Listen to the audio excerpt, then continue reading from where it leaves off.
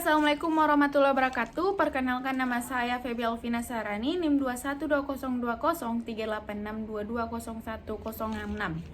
Dalam video ini saya akan menjawab soal-soal ujian akhir semester mata kuliah Ekonomi Islam, dosen pengampu Pak Andi Rio Makulau.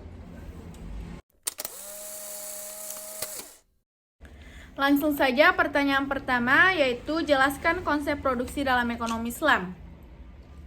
Produksi dalam ekonomi Islam merupakan setiap bentuk aktivitas yang dilakukan untuk mewujudkan manfaat atau menambahkan dengan cara mengeksplorasi sumber-sumber ekonomi yang disediakan oleh Allah Subhanahu wa Ta'ala, sehingga dapat menjadi maslahat untuk memenuhi kebutuhan manusia. Oleh karenanya, aktivitas produksi hendaknya berorientasi pada kebutuhan masyarakat luas. Adapun sistem produksi merupakan rangkaian yang tidak terpisahkan dari prinsip produksi serta faktor produksi. Prinsip produksi dalam Islam berarti menghasilkan sesuatu yang halal yang merupakan akumulasi dari semua proses produksi, mulai dari sumber bahan baku sampai dengan jenis produk yang dihasilkan, baik berupa barang maupun jasa.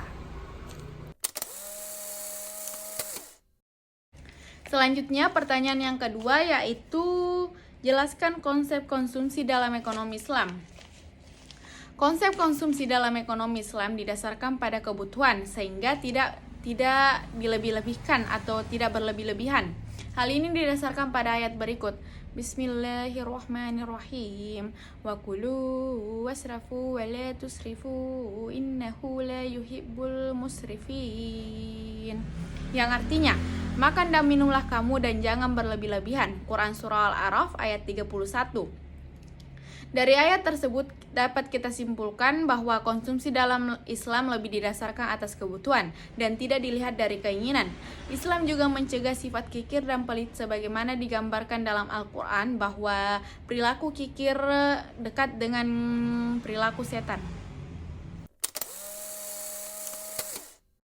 Selanjutnya pertanyaan yang ketiga, yaitu jelaskan konsep distribusi dalam ekonomi Islam. Konsep distribusi dalam ekonomi Islam memiliki prinsip utama, yaitu keadilan distributif. Sistem ekonomi Islam menghendaki bahwasanya dalam hal pendistribusian harus didasarkan pada dua sendi, yaitu kebebasan dan keadilan. Kebebasan di sini adalah kebebasan yang dibingkai oleh nilai-nilai tauhid dan keadilan. Tidak seperti pemahaman kaum kapitalis yang menyatakannya sebagai tindakan membebaskan manusia untuk berbuat dan bertindak tanpa campur tangan pihak manapun, tetapi sebagai keseimbangan antara individu dengan unsur materi dan spiritual yang dimilikinya. Keseimbangan antara individu dan masyarakat serta antara suatu masyarakat dengan masyarakat lainnya. Sedangkan keadilan dalam pendistribusian ini tercermin dari larangan dalam Al-Quran, Quran Surah Al-Hasyr ayat 7, agar supaya harta kekayaan tidak hanya beredar di antara orang-orang kaya saja, tetapi diharapkan dapat memberi kontribusi kepada kesejahteraan masyarakat sebagai suatu keseluruhan. Oleh karena itu, dalam sistem ekonomi Islam, penumpukan kekayaan oleh sekelompok orang harus dihindarkan, dan langkah-langkah dilakukan secara otomatis untuk memindahkan aliran kekayaan kepada masyarakat yang lemah. Selanjutnya, pertanyaan yang keempat, yaitu jelaskan peran lembaga keuangan syariah dalam pembangunan perekonomian. Peran lembaga keuangan syariah dalam pembangunan perekonomian yaitu antara lain, yang pertama, menjadi perekat nasionalisme baru. Artinya, bank syariah dapat menjadi fasilitator aktif bagi terbentuknya jaringan usaha ekonomi kerakyatan. Di samping itu, bank syariah juga perlu mencontoh keberhasilan syarikat dagang Islam, kemudian ditarik keberhasilannya untuk masa kini.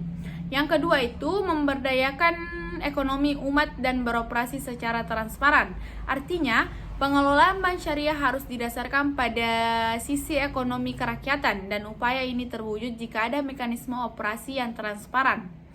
Yang ketiga, memberikan return yang lebih baik. Artinya, investasi di bank syariah tidak memberikan janji yang pasti mengenai return atau keuntungan yang diberikan kepada investor. Oleh karena itu, bank syariah harus memberikan keuntungan yang lebih baik dibandingkan dengan bank konvensional. Di samping itu, nasabah pembiayaan akan memberikan bagi hasil sesuai dengan keuntungan yang diperolehnya. Oleh karena itu, pengusaha harus bersedia memberikan keuntungan yang tinggi kepada bank syariah. Yang keempat yaitu mendorong penurunan spekulasi di pasar keuangan. Artinya, bank syariah mendorong terjadinya transaksi produktif dari dana masyarakat. Yang kelima, mendorong pemerataan pendapatan. Artinya, bank syariah di sini bukan hanya mengumpulkan dana pihak ketiga, namun dapat mengumpulkan dana zakat, infak, dan sedekah yang hanya disalurkan melalui pembiayaan Qardul Hasan sehingga dapat mendorong pertumbuhan ekonomi yang pada akhirnya terjadi pemerataan ekonomi.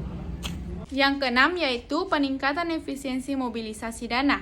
Artinya, adanya produk al-mudarabah al-muqayyadah berarti terjadi kebebasan bank untuk melakukan investasi atas dana yang diserahkan oleh investor. Maka bank syariah sebagai financial arranger akan memperoleh komisi atau bagi hasil, bukan karena spread bunga. Selanjutnya pertanyaan kelima atau pertanyaan yang terakhir yaitu jelaskan secara singkat mengenai jurnal yang telah diberikan. Dalam jurnal yang telah diberikan membahas tentang konsep ekonomi Islam sampai urgensi pelarangan riba, sebuah tawaran ekonomi Islam Timur Quran. Dari jurnal tersebut dapat kita ketahui bahwasanya Timur Quran merupakan guru besar ekonomi dan ilmu politik di Duke University di North Carolina. Quran memiliki reputasi yang baik untuk semua karya-karyanya yang membahas tentang ekonomi politik masyarakat Muslim di Timur Tengah. Menurut Quran, doktrin ekonomi Islam itu sederhana, di mana memperkenalkan norma-norma Islam, perilaku ekonomi, dan sistem redistribusi. Yang mana doktrin ekonomi merupakan refleksi dari opini publik dan kekuatan yang membentuknya yang memiliki pengaruh yang cukup besar terhadap perilaku ekonomi di dunia Muslim.